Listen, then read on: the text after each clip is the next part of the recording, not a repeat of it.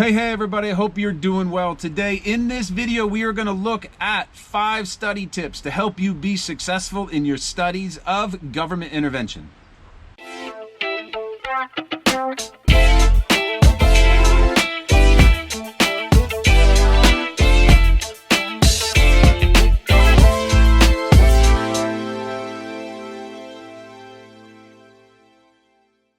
If you're new to this channel, my name is Brad Cartwright. I teach IB Economics here in Santiago, Chile.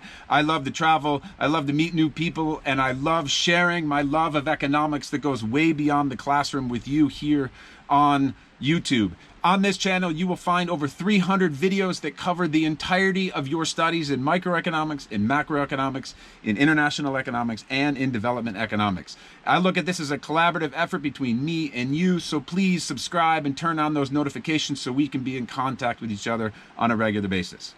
All right, let's take a look at government intervention. Okay, there are 5 study tips that are really important for your success when you sit down to take an assessment. Okay, the first one is you gotta know the vocabulary.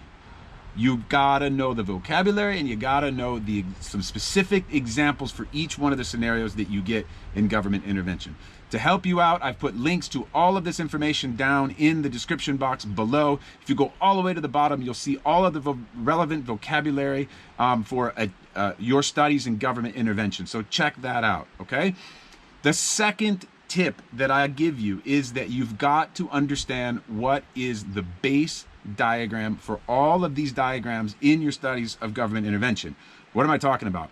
Listen, go down below and click on the video that is the base diagram for government intervention, which is the basic demand and supply microeconomic diagram. You got to know that diagram cold, own it, be it. That's the beginning of every economic situation that you're going to get in government intervention. If you don't know how to draw that diagram, you don't know where the story starts, okay? And that's a really important tip. This base diagram is where the scenario that you're going to get in whatever question begins.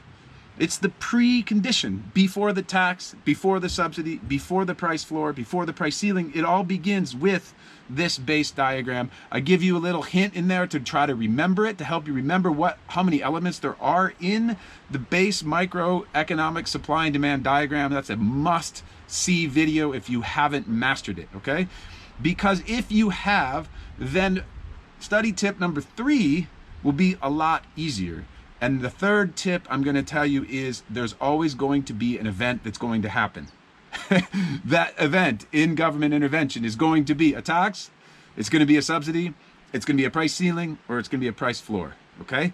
All of those events will necessitate moving or adding one line to the curve. That's it, one line, okay?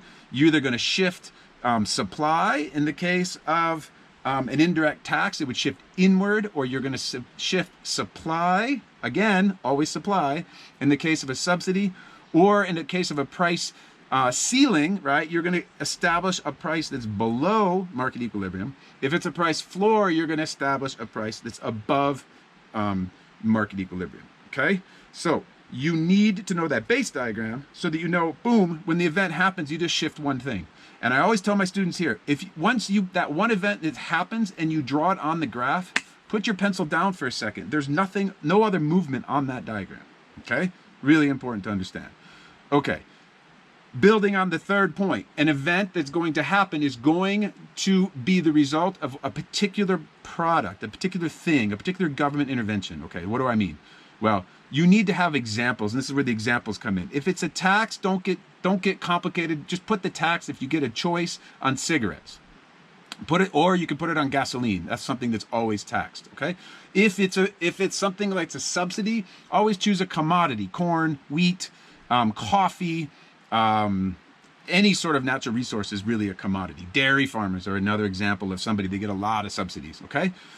If it's a price ceiling, rent controls, right? A price ceiling will keep prices below the market equilibrium. Rent controls in all major cities around the world are great examples of price ceilings. And price floors are the minimum wage diagram. You might have heard that, but price floor is basically a minimum price that can be given, right, for a particular good, or in the case of minimum wage, for a wage, right? Obviously, right? So price floors are also often put on commodities as well. So just have examples ready, okay? So that was number 3. An event's going to happen, and then that leads to tip number 4. And that is, you better know how to analyze the events that just happened on that diagram, okay? So know how to explain the impact of whatever event happened, okay? What does that mean? Well, if you just look at the graph, right, you will see that it's impacted consumers, it's impacted producers, it's impacted the government, and in general, it's impacted society as a whole. So be able to explain that using the diagram, using P1, Q1, P2, Q2. Make sure you understand where the producer surplus is, where the consumer surplus is, how much welfare loss was a result. If you're confused about any of those things, check in the description box below, and you will see links to how to draw the indirect tax diagram, how to draw the per unit tax diagram, how to draw the price ceiling, and how to draw the price floor diagrams. I go step by step talking about how to construct these things. If you need those videos, they're available down there in the description box. Okay, so that was number 4. Make sure you can explain what happens after the event. That's called analysis or analyze. Okay. Last one. Study tip number 5. You are the economist. Make a judgment. Evaluate the impact of whatever just happened on the stakeholders. And there are usually 4 stakeholders: consumers, producers, the government, and this nebulous thing called society as a whole. Okay. But here's a tip. Listen, evaluation is a judgment, and you're going to make a judgment. But before you make that judgment, you're going to say, hey, listen, on one hand, the government, these are the benefits of whatever happened. On the other hand, these are the consequences. On one hand, on the other hand, on one hand, on the other hand. And then in the end, you're going to make a strong statement about what you believe to be true. If you can have those ideas in your head, economics is circular. Evaluation is circular in nature. It's never, ever, ever, ever. There's always a trade-off. It's never totally clear. It can always be argued. That's the beauty of what we study. That's why it's so beautiful. It's human behavior is so beautiful in the sense that there's always a positive and negative, or at least different perspectives. Great. So in evaluation, know that you've got to form a circle in what you say. And the way you're going to do that is going to say, on one hand, the government can do this. On the other hand, the government can do that. And then here's what I think. And that underneath there, of course, is your statement as the economist. After learning all of this information, you know what the answer is. Cool. Okay? So, tip number 1, vocabulary and examples, make sure you own them. Look in the description box for help. Number 2, the base diagram. Make sure you know what that is. It's this basic demand and supply diagram. Look in the description box for help. Number 3 is to know that an event is going to happen, and that's going to create either a tax, a subsidy, or price control. And you have help in the description box below if you need help with that. And also, price number 4 is know the impact of what happens. Be able to analyze it. And number 5 is to be able to evaluate and make a judgment.